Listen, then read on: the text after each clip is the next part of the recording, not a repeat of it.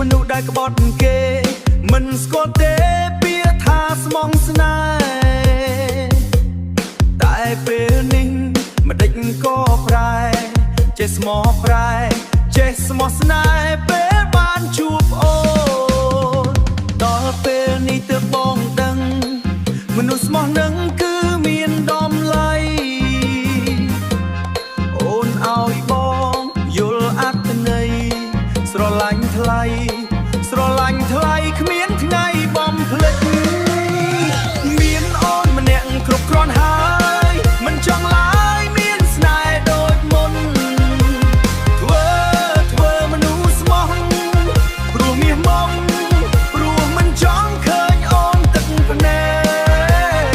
កពេលមានអូនបងចេះស្មោះឈប់ធ្វើមនុស្សដែលក្បត់ស្នេហា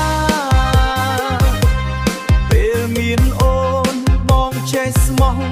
ឈប់ធ្វើមនុស្សដែលក្បត់ស្នេហាពីថ្ងៃនេះសូមសន្យាគឺជីវ៉ាបងស្នេហ៍ម្នាក់គត់